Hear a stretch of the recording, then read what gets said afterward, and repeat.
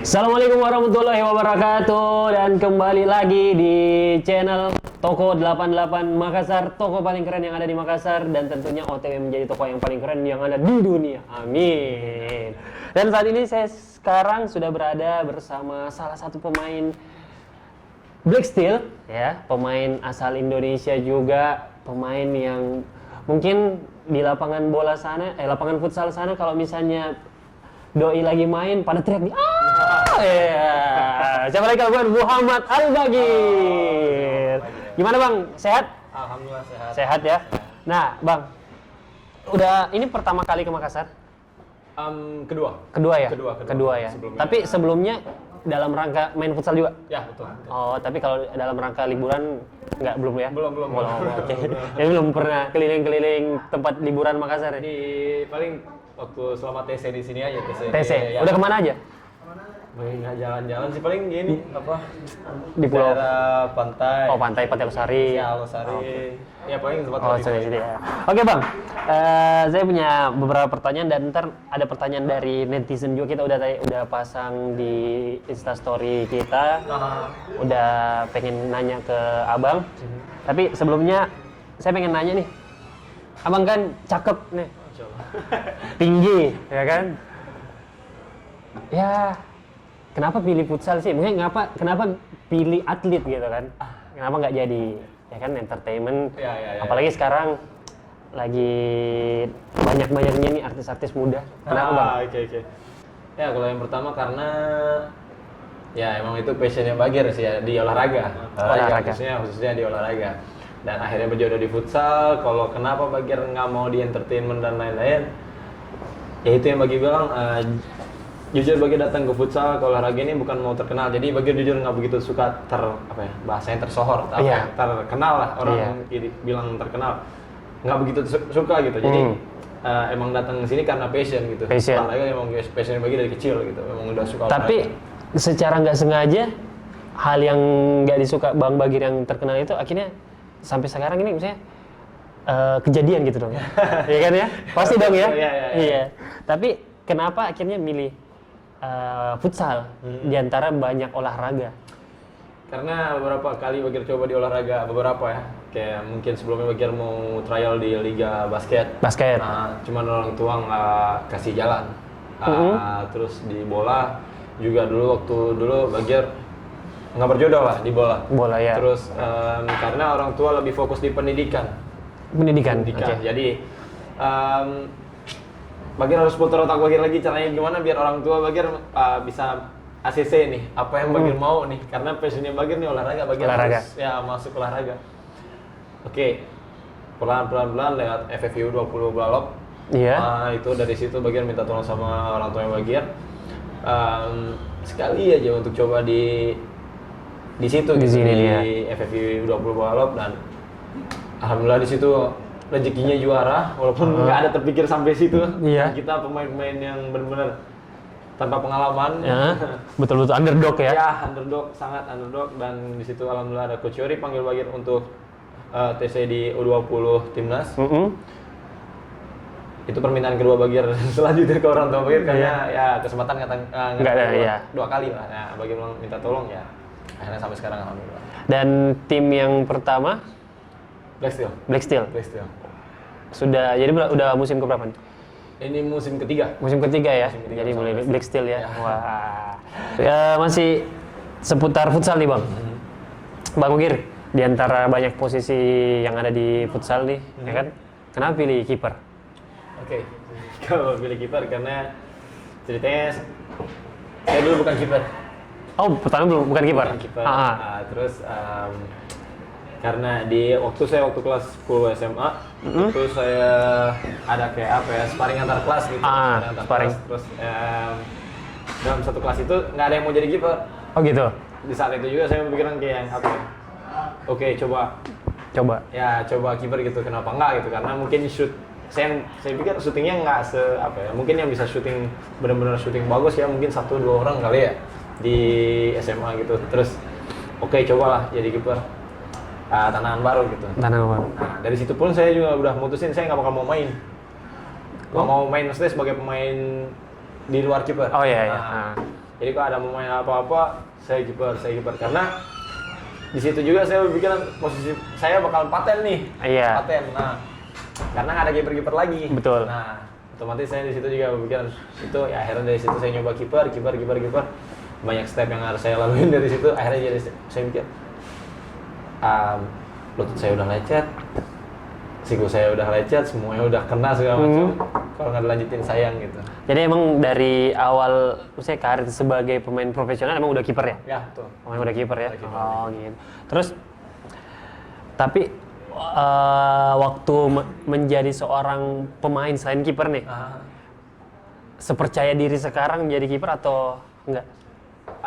Kalau Waktu itu menyerang atau defense? pivot. Oh ya, Pivot. oke. Kalau pivot itu karena saya dulu apa ya, badannya tinggi terus kayak yang agak gemukan gitu, kayak yang padat gitu ya. Jadi Agak susah didorong lah ya. pede aja gitu aja udah bola.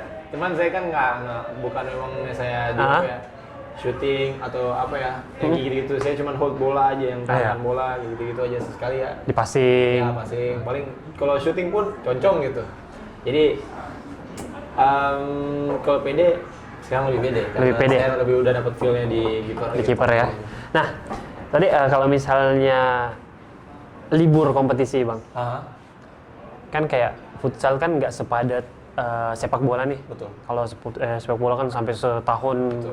Kalau futsal, nah kalau misalnya selesai kompetisi itu biasanya teman-teman khususnya di Black Steel nih, itu biasa apakah ada selain latihan, apakah ada kompetisi-kompetisi lain gitu? Kalau kompetisi-kompetisi lain ya mungkin dibilangnya tarkam ya. Tarkam. Kalau saya pribadi saya nggak begitu suka tarkam. Nggak begitu suka tarkam. Itu pun kalau emang terpaksa pilih tarkam karena benar-benar udah kosong dan saya pilih tarkamnya nggak bisa yang asal. Saya semi profesional baru saya mau. Saya profesional. Tapi kalau misalnya dulu pernah suatu saat saya diajak tarkam. Belum setengah kompetisi, baru 2 pertandingan atau berapa saya minta pulang. Saya Di mana tuh? Di mana? Gajinya atau apa karena saya memang bukan apa ya. Hatinya nggak ini ya, nggak penuh. Ya, saya jenuh gitu di tempat itu saya jenuh dan yang kedua begitu saya tahu juga gitu uangnya dari situ, maaf. Saya juga pasti lihat ke ownernya gitu yang punya tim gitu, dia benar-benar suka futsal atau maaf dari apa ya uang bisnis atau uang maaf kayak ya kan ada kadang bandar perjudian. Betul. Gitu, ya saya waktu itu sempat nemuin yang hal yang kayak gitu jadi kayak mikir saya ya udah lah ya. Yang melenceng dari kata-kata ya apa ya halal lah. Terus mikir saya oke lah. Official lah. Ya, saya mikir oke saatnya pulang lah. Oke. Di situ saya jenuh, sangat jenuh. Jadi saya nggak bisa sembarang gitu. Karena daripada ngecewain ownernya kan. Betul. Nah, tadi saya pengen nanya apa lagi ya?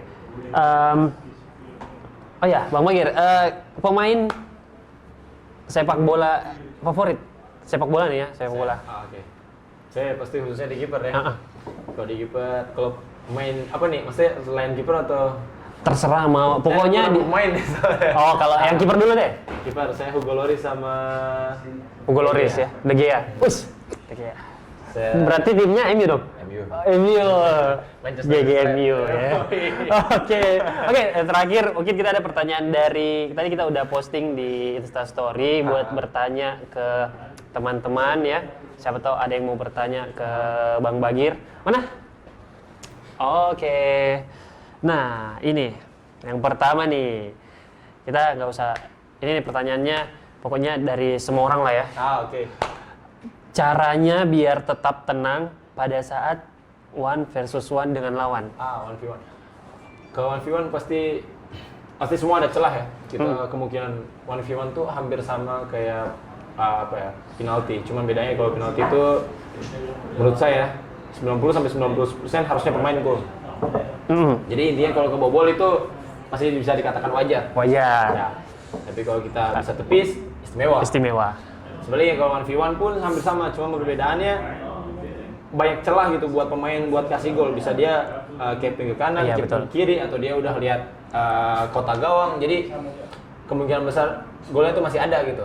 Sedangkan tapi kita sebagai kiper juga harus memperkecil ruang sudut gawang biar gimana caranya pemain itu juga ada nervous kalau ketemu sama kita. Betul. Nah, permasalahannya kalau mental pemain yang ada ke kita itu lebih bagus gitu. Nah, itu yang bermasalah sih menurut saya. Jadi pasti mereka lebih tenang gitu untuk cari celah, nemuin mana sisi yang lemah kiper. Oh, oke. Kejadian sebelumnya saya waktu kemarin sama Halus.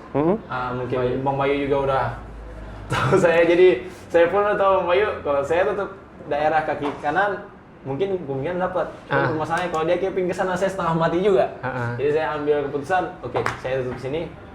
Nggak taunya Bang Bayu placing dan ya sempat kena, cuman ya lagi tetap masuk. Iya. Intinya tetap tenang ya. Ya, pasti harus tenang. Yang pertama harus tenang, yang kedua kita harus kasih apa ya? Kita juga harus terapi juga buat pemain juga. Betul. Dengan pelap atau gerakan atau apa badan atau kaki. Jadi pemain juga nggak seenaknya dia bisa taruh bola gitu.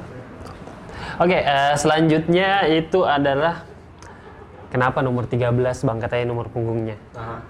Siapa yang suka sama hal yang bertentangan? Pasti. Oh iya, pasti kan udah banyak tahu nih Pasti tentang nomor 13 ya. Yang pertama banyak hal gitu yang bertentangan dengan Filosofi 13 itu. Filosofi 13. Tapi juga ada satu hal juga kayak misalnya yang menguatkan saya, kayak misalnya saya nggak percaya sama mitos itu. Iya, betul. Yang pertama itu. Yang kedua, kalau di sisi agama saya juga berpegang teguh kayak gitu. 13 tuh angka kemakmuran Nabi Muhammad juga. Jadi saya kayak mikir kayak oke. Di sisi lain juga yang terakhir itu angka kelahiran saya. Jadi 13. Saya mau patahin semua omongan orang kalau 13 itu sial, saya mau balik semua orang. Kalau 13 itu angka yang misterius, tapi misterius hal yang baik gitu, bukan yang sial lah. Dan itu orang yang paham mitos lah. Saya nggak tahu paham mitos gitu. Pokoknya ada ulang tahun gara-gara Nabi Muhammad juga dan pengen membantah itu ya. Oke, terakhir ini kata-kata motivasi nih. Al-Bagir Teguh. Iya. Jadi kata-kata motivasi katanya buat kiper. Mungkin ada yang nonton ini kan, ada calon-calon kiper penerus Bang Bagir yang pengen ngikutin jejak karirnya Bang Bagir. Apa nih yang mau disampaikan? Kalau Bagir sendiri, Bagir itu motivasi kiper sebelumnya itu dari hal yang nggak penting. Bagi bilang hal nggak penting karena saya nggak mau niru si A, si B, si C, si D.